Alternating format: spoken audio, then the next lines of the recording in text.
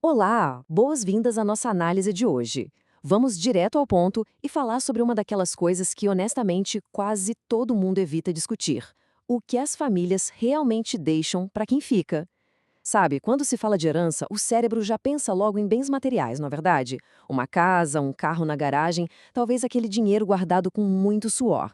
Mas existe uma camada muito mais profunda nessa história.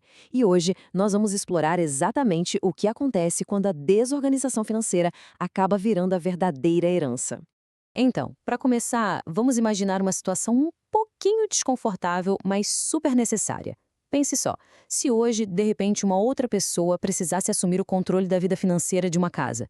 Ao abrir as gavetas, procurar os papéis e acessar as contas, qual dessas duas realidades ela iria encontrar? Paz absoluta ou uma confusão total? É uma pergunta difícil, eu sei, mas ela nos obriga a olhar para uma responsabilidade que muita gente empurra com a barriga simplesmente porque não é só sobre dinheiro. É sobre a continuidade da vida das pessoas que a gente ama. Isso nos leva à primeira parte do nosso tema, a herança invisível. O que nós realmente deixamos para trás. Como já comentamos, a tradição dita que herança é aquele patrimônio físico concreto. Mas, observando essa comparação, fica muito claro que existe um outro tipo de legado, um que é totalmente silencioso. De um lado, há aquele foco na casa, no terreno, nas economias, tudo muito bom. Mas do outro lado, temos a herança invisível.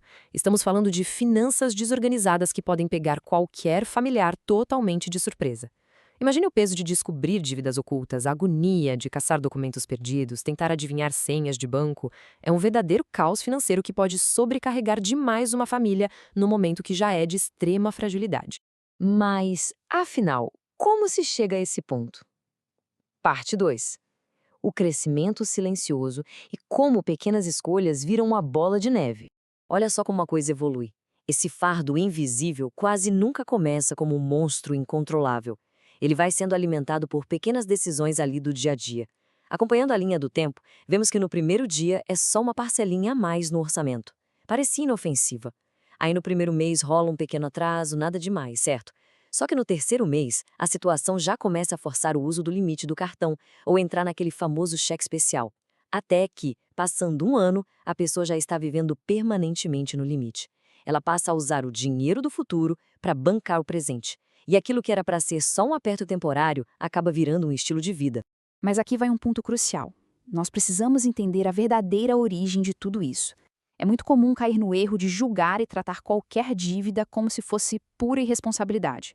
Mas a vida real não funciona como uma planilha perfeita.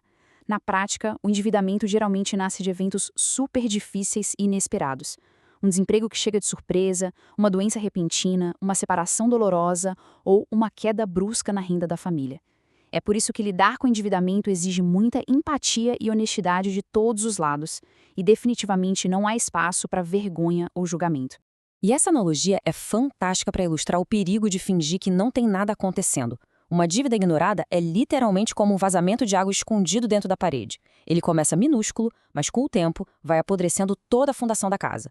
Evitar abrir a fatura do cartão ou fugir daquelas conversas chatas sobre dinheiro não vai fazer o problema sumir num passe de mágica.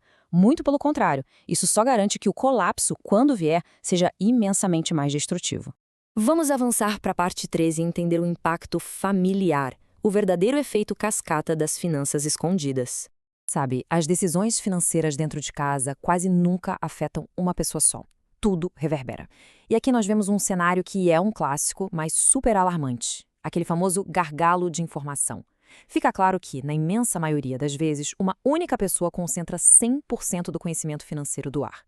Tudo fica guardado na cabeça dela. Só ela sabe as senhas, os detalhes do seguro de vida, onde estão os contratos, qual é o tamanho real das dívidas, e concentrar tudo isso em uma pessoa só cria um risco gigantesco para todo o resto da família. E aí a grande questão é: e se essa pessoa, esse gestor financeiro da casa, sofre um acidente, adoece ou, infelizmente, vem a faltar? A dinâmica inteira sofre uma pane no mesmo segundo. O problema financeiro, de repente, se multiplica e vira um problema massivo de informação. Aquela ausência inesperada transforma a rotina da casa num verdadeiro labirinto. São cobranças chegando de surpresa pelo correio, um desgaste emocional gigante para quem ficou e, às vezes, até disputas jurídicas desgastantes que, com um pouquinho de organização prévia, poderiam ter sido facilmente evitadas. O que nos traz à parte 4, o verdadeiro legado e como podemos redefinir aquilo que passamos adiante. Chegou a hora de darmos um passo para trás e repensar o que realmente significa proteger a família no longo prazo. O coração dessa nossa análise está nessa frase: legado não é apenas aquilo que é acumulado, é também aquilo que é organizado. Pense bem, deixar bens modestos, mas com a papelada toda certinha é uma prova de amor e cuidado infinitamente maior do que deixar uma fortuna inteira presa num emaranhado de caos, burocracia e brigas familiares que podem se arrastar por anos a fio. Então, no fim das contas, o verdadeiro legado tem a ver com proporcionar tranquilidade. É sobre deixar clareza, responsabilidade e um fardo emocional muito mais leve para quem fica, em vez de focar cegamente apenas em transferir dinheiro a imóveis. É aquela garantia silenciosa de que a dor inevitável de uma perda não vai ganhar o bônus terrível de um pesadelo administrativo. Legal. Mas e na prática? Parte 5. Como começar a se organizar e agir hoje mesmo? O maior erro que se vê por aí é o pessoal esperando aquele momento perfeito para começar ou esperando a conta bancária ficar no azul para tomar uma atitude. Olhando para esse comparativo, nós quebramos uma das maiores armadilhas que existem. O mito diz: eu só vou me organizar quando começar a sobrar dinheiro. Mas a realidade grita o oposto. A organização é exatamente a ferramenta mágica que faz o dinheiro sobrar em primeiro lugar. Não dá para inverter essa lógica. E olha, não é preciso ser gênio das finanças para dar os primeiros passos. São atitudes bem simples e de alto impacto que dá para fazer agora mesmo. Colocar todas as dívidas no papel com clareza para entender os juros. Juntar todos os contratos e documentos importantes numa pastinha só, num lugar onde pessoas de confiança saibam onde está. Revisar aquelas despesas que pingam todo mês, segurar uma onda em novas parcelas desnecessárias e, talvez o mais importante de tudo, quebrar o tabu e conversar abertamente sobre dinheiro dentro de casa. É esse feijão com arroz que constrói uma fundação sólida com o tempo. O grande ponto de atenção é esse aqui. O maior risco financeiro que existe não é necessariamente a falta de dinheiro na conta, mas sim a completa falta de clareza. Ter a vida financeira minimamente em ordem pode até não resolver todos os problemas do universo, mas com certeza absoluta reduz drasticamente o sufoco administrativo e o desespero emocional que cairiam no colo de quem a gente ama durante um luto. É, acima de qualquer coisa, uma demonstração pura de respeito. Para amarrar nossa análise de hoje, fica aqui uma proposta para uma mudança de perspectiva. Que tal a gente parar de focar de forma tão obsessiva em quanto vai ser deixado e começar a fazer uma pergunta muito mais amorosa e responsável? Como nós vamos deixar isso? Qual é o nível de clareza e principalmente de paz que as pessoas que a gente mais ama vão encontrar se tiverem que assumir as rédeas no momento de crise? A resposta para essa pergunta não está no futuro. Ela começa a ser construída com as decisões que nós tomamos a partir de hoje. Um abraço e até a próxima.